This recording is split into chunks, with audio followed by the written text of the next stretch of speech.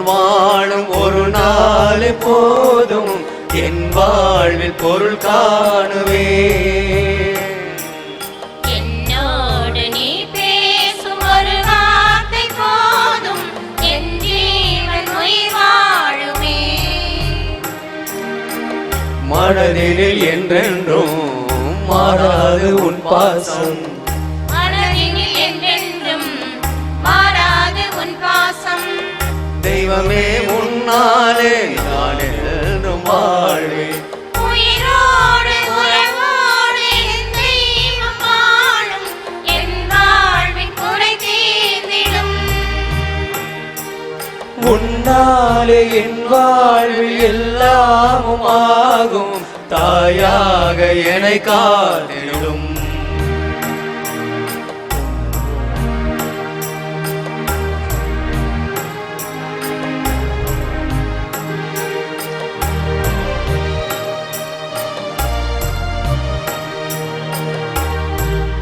உன்னை விட்டு வெகு தூரம் சென்றேன், ஊதாரி வாழ்க்கை நான் வாழ்ந்தேன். உன் அன்பு நெறிகள் நான் மறந்தேன், உதவாத செயலெல்லாம் செய்தேன். செல்வம் சேர்த்தேன் மகிழ்வே இல்லை, உறவை சேர்த்தேன் உணர்வே இல்லை. என் வாழ்வை நீ மாற்றுமே. என் வாழ்வை நீ மாற்றுமே. உயிரோடு உறவோடு என்றும் வாழும் என் வாழ்வின் குறை தீர்ந்திடும். உன்னாலே என் வாழ்வில் எல்லாமும் ஆகும், தாயாக என்னை காத்திடும்.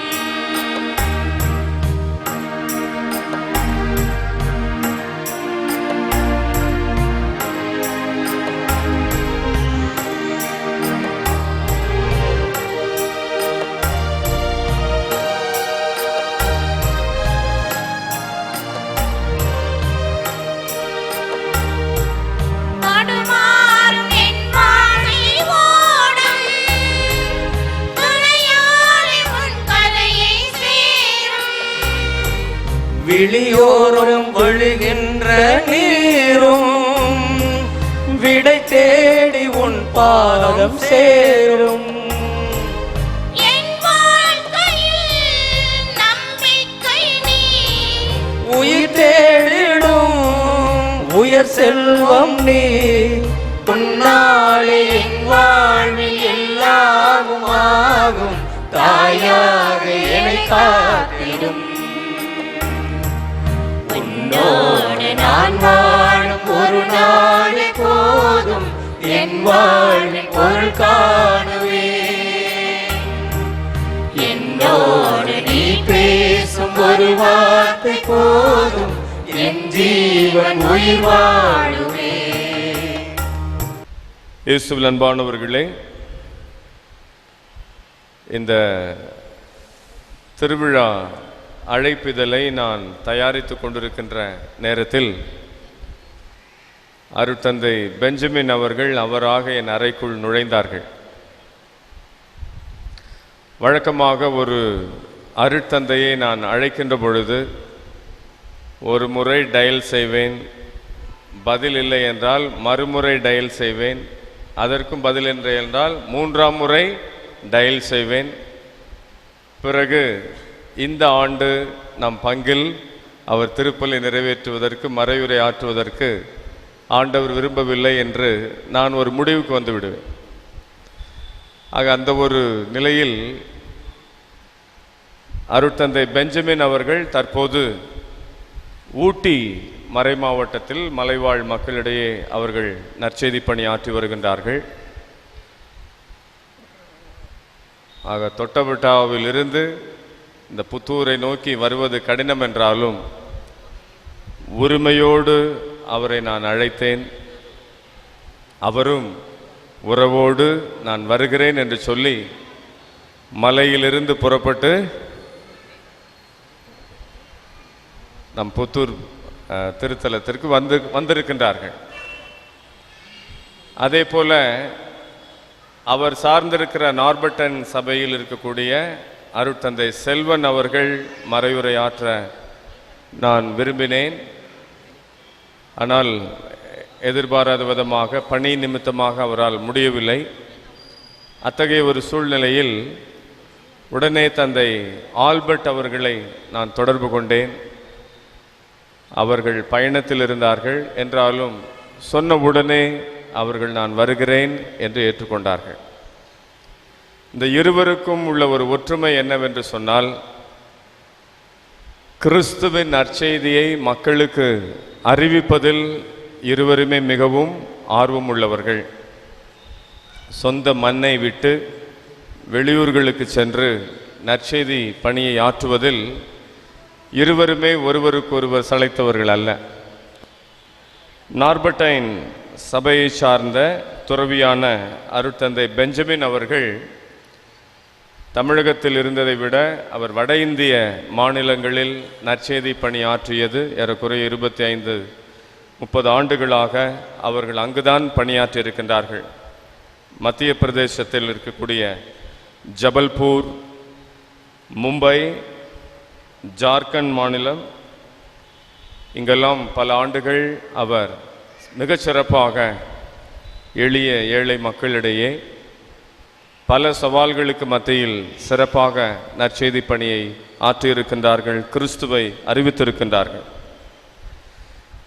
தமிழகத்தில் குறிப்பாக நமது திருச்சி மறை மாவட்டத்தில் இந்த நார்பர்ட் துறவற சபை விமான நிலையத்திற்கு அடுத்திருக்கக்கூடிய செம்பட்டு பகுதியிலே அவர்கள் பணியாற்றுகின்றார்கள். KK நகர் பங்கிலே அவர்கள் பணியாற்றுகின்றார்கள். ஆக செம்பட்டில் அருட்தந்தை அவர்கள் பணியாற்றிய காலத்தில் அவராக தேடி பிடித்து மாத்தூரில் மறை மாவட்டத்திற்கு சொந்தமான ஒரு நிலம் இருக்கிறது என்பதை கொலம்பஸை போன்று அவர் கண்டுபிடித்து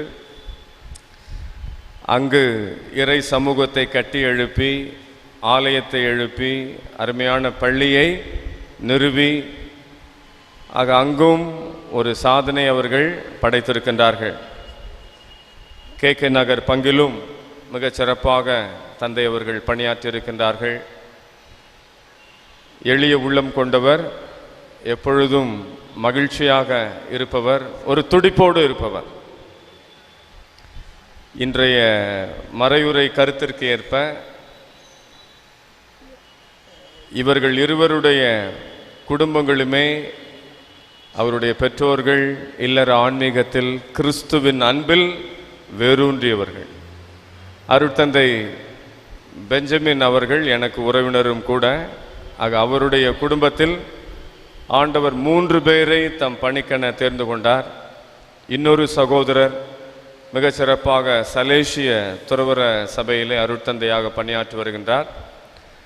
இன்னொருவர் தற்போது நமது பங்கில் இருக்கின்ற கிங்ஸ்லி ஆங்கில பள்ளியில் அவர்கள் முதல்வராக பணியாற்றி வருகின்றார்கள்.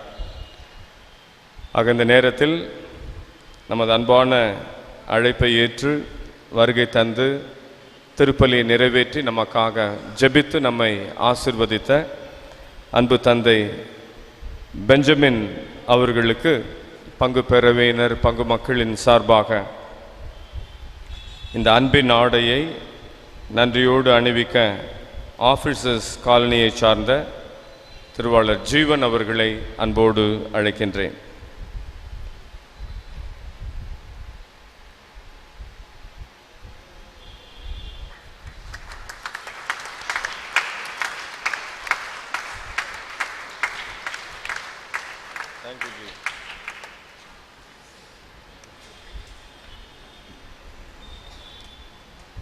அருட்தந்தை ஆல்பர்ட்டுக்கு அறிமுகம் தேவையே இல்லை. அவரை அழைக்க வேண்டுமென்றால் மாதா டிவி புகழ் ஆல்பர்ட் என்று தான் சொல்ல வேண்டும். ஆக திருச்சி மறை மாவட்டத்தில் மட்டுமல்ல, தமிழகமெங்கும், தமிழகத்தையும் கடந்து அகில உலகமெங்கும் அவருக்கு ரசிகர்கள் இருக்கிறார்கள். தந்தை ஆல்பர்ட் அவர்கள் தமது குருத்துவ பணி வாழ்வில் உலக மீட்பர் ஆலயத்தில் அவர் தனது பணியை தொடங்கினார். அவர் உதவி பங்கு தந்தையாக இருந்த காலத்தில்தான் அருட்தந்தை கப்ரியேல் அவர்கள் பங்கு தந்தையாக இருந்த பொழுது அது பசிலிக்காவாக உயர்த்தப்பட்டது. ஆக உலக மீட்பர் பசிலிக்காவில் என்னுடைய பெயர் அங்கு பொறிக்கப்பட்டிருக்கிறது என்பதை சொல்லுவதிலே தந்தை அவர்கள் பெரும் மகிழ்ச்சி அடைந்தார்கள். அங்கு தொடங்கிய அவருடைய நற்செய்தி பணி நம் ஆயர் எப்பொழுதுமே முதலில் ஒரு பாலைவன அனுபவத்திற்கு அனுப்புவது வழக்கம். புதிய குருக்களை டெசர்ட் எக்ஸ்பீரியன்ஸ் எடுத்த உடனேயே புத்தூரில் கொண்டாந்து போட மாட்டார். எடுத்த உடனேயே ஒரு வறட்சியான ஒரு வசதியும் இல்லாத ஒரு கிராம பங்கில்தான் அவர் நியமிப்பது வழக்கம். அந்த முறையில் மேப்பில் இல்லாத ஒரு ஊர் காயாம்பட்டி, அந்த காயாம்பட்டியா காஞ்சப்பட்டியான்னு தெரில, அந்த காயாம்பட்டியில் மிகுந்த சவால்களோடு மிக சிறப்பாக தந்தையவர்கள் அந்த கிராம மக்களிடையே நற்செய்தி பணியாற்றினார்கள். அவருடைய நற்செய்தி பணி ஆர்வத்தை பார்த்த ஆயர் அவர்கள் திருவிவிலிய இறையியலில் அவர்கள் முதுகலை பட்டம் பெறுவதற்காக பெங்களூரில் இருக்கக்கூடிய புனித பேதுரு இறையியல் கல்லூரியில் அவர்கள் பயிற்சி பெற்றார்கள். அங்கிருந்து வந்த பிறகு கருமண்டபம் குணமளிக்கும் மாதா ஆலய பங்கிலே ஓராண்டுகள் பணியாற்றிய பிறகு அவருக்குள் இருந்த அந்த நற்செய்தி அறிவிக்க வேண்டும் என்ற அந்த ஒரு தாகம். ஆக திருச்சி மறை மாவட்டத்தில் விவிலிய பணிக்குழுவின் செயலராக ஆயர் அவர்களை நியமித்தார்கள். 5 ஆண்டுகள் மிகச்சிறப்பாக அவர் அந்த பணியை செய்த பொழுது அவருடைய சாதனை என்னவென்று சொன்னால், மறை மாவட்டத்தில் இருக்கக்கூடிய எல்லா கிராம பங்குகளுக்கும் சென்று, கிளை பங்குகளுக்கு சென்று, ஊடகத்தின் வழியாக விவிலியம் சார்ந்த அந்த பகுதிகளை எல்லாம் திரையிட்டு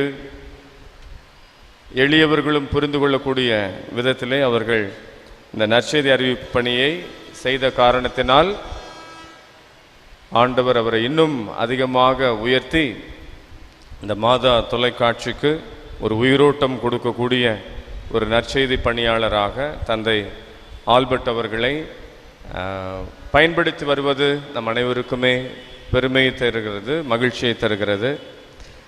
தந்தை அவர்கள் எப்பொழுதும் மகிழ்ச்சியோடு இருப்பவர்கள், மற்றவர்களை மகிழ்ச்சிப்படுத்துவார்கள். நீங்கள் வெறும் அவரை ஆன்மீக ஒரு கண்ணோட்டத்தில் மட்டும் பார்த்துருப்பீங்க. ஆனால் குருக்கள் நாங்கள் தோழமையோடு கூடி வருகின்ற பொழுது அவர் மிகவும் ரொம்ப மகிழ்ச்சியாக இருப்பார். அவர் பல குரல் மன்னன். பல திரைப்பட நடிகர்கள் குரல் எல்லாம் பேசக்கூடியவர். இடையில மறையுறையிலையும் எப்படி அந்த கிளவி அழுதுச்சு அப்படிங்கிறதெல்லாம் செஞ்சு காமிச்சார். ஆக குழந்தைகள் தொடங்கி பெரியவர்கள் வரை எல்லாரையும் ஈர்க்கக்கூடிய ஒரு திறமை கொண்டவர், வல்லமை படைத்தவர். அவருக்கு இப்போ ரசிகர்கள் எங்கே அப்படின்னா, இலங்கையில், அதிலும் குறிப்பாக பாதிக்கப்பட்ட மிகவும் துன்புறுகின்ற தமிழர்கள் வாழக்கூடிய பகுதியில் அவருக்கு நிறைய அழைப்புகள் உண்டு. ஆக தந்தை அவர்கள் தொடர்ந்து திருச்சியில் இருந்தாலும் இப்பொழுது அருங்கொடை இல்லத்தில் இயக்குநராக இருக்கின்ற பொழுது இங்கும் அவருடைய பணியை பார்த்து கொண்டு மாதா தொலைக்காட்சிக்காக வாரம் 2 முறை சென்னைக்கும் ஒளிப்பதிவிற்காக சென்று கொண்டு இன்னும் மற்ற இடங்களுக்கும் சென்று கொண்டு இப்படி தன் வாழ்நாள் முழுவதையும் நற்செய்தி பணிக்காக அவர் செலவிட்டு வருகின்றார். நற்செய்தி அறிவிப்பவருடைய மலரடிகள் மிகவும் அழகானவை. ஆக இன்றைய நாளில் அன்பான சகோதரர்களே, சகோதரிகளே, நமது அன்பான அழைப்பை ஏற்று வருகை தந்து இல்லறத்தின் ஆன்மீகத்தை நமக்கு எடுத்து சொல்லி குடும்பமாக வாருங்கள், ஆண்டவருடைய ஆசிரை பெறுவீர்கள் என்று வலிமையாக நமக்கு எடுத்துரைத்திருக்கின்றார்கள். அருட்தந்தை அவர்களுக்கு புனித பாத்திமா உயர்நிலைப் பள்ளியின் தலைமை ஆசிரியை அருட்சகோதரி சகாயராணி அவர்கள் இந்த அன்பின் ஆடையை அணிவிப்பார்கள்.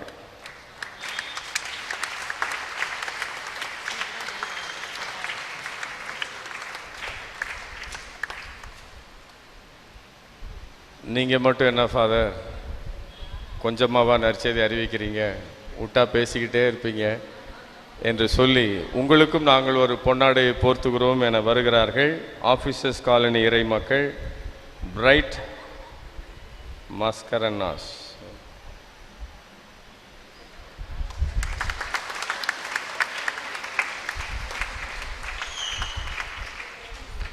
வெள்ளிக்கிழமை மாணவ மாணவியர் கல்லூரி அல்லது பள்ளி செல்ல வேண்டும், பெற்றோர்கள் அலுவலுக்கு செல்ல வேண்டும். இந்த ஒரு அருமையான வாய்ப்பை எங்களுக்கு தந்தமைக்காக, உங்களோடு சேர்ந்து உங்களுக்காக மன்றாடிய ஒரு வாய்ப்பை தந்தமைக்காக அருட்தந்தை மைக்கேல் ஜோ அவர் நண்பர் அல்ல சகோதரர், அவருக்கும் பங்கு பேரவை மற்றும் பங்கு மக்கள் அனைவருக்கும் அருட்தந்தை ஆல்பர்ட் சார்பாகவும் என் சார்பாகவும் மனமார்ந்த நன்றியை தெரிவித்துக் கொள்கின்றேன்.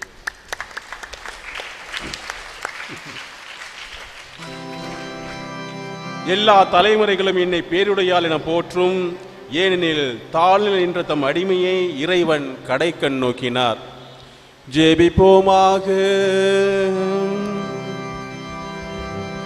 வாழ்வின் நிறைவே இறைவா, கன்னிமரியாளை வணக்கத்துடன் நினை கூறுகின்ற நாங்கள் உம்மை தாழ்மையுடன் வேண்டுகின்றோம். உம்முடைய அருள் வாக்காலும் திருவிருந்தாலும் வளம் பெற்று நாங்கள் இறை வார்த்தையை உள்ளத்தில் ஏற்று தியானித்து அதன் வழி வாழ்ந்த அன்னை மரியாளை பின்பற்றி வாழ செய்தரலும். எங்கள் ஆண்டவர் இயேசு கிறிஸ்து வழியாக உம்மை மன்றாடுகின்றோம்.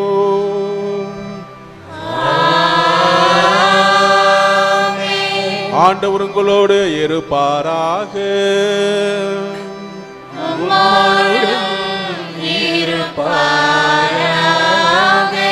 எல்லாம் வல்ல இறைவன் பிதா சுதன் பரிசுத்தாவி உங்களை ஆசீர்வதிப்பாராக.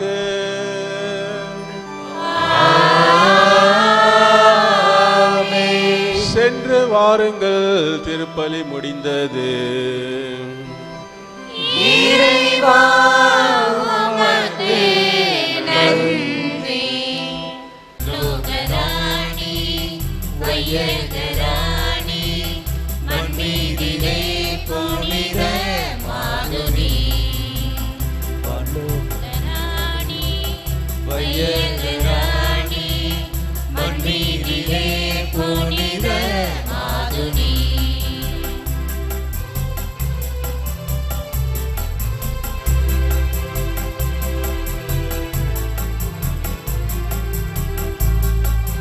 விண்ணொளி தாரகை தாயினி தன்னொளி வீசிடும் மாரணி. விண்ணொளி தாரகை தாயினி தன்னொளி வீசிடும் மாரணி. பாவமேதுமில்லா சீரி பாவிகளின் செல்வரான் பாதுகாத்து ஆளுவாயினி. பாவமேதுமில்லா சீலி பாவிகளின் செல்வராய் பாதுகாத்து ஆளுவாயினி. மனோகராணி வையகராணி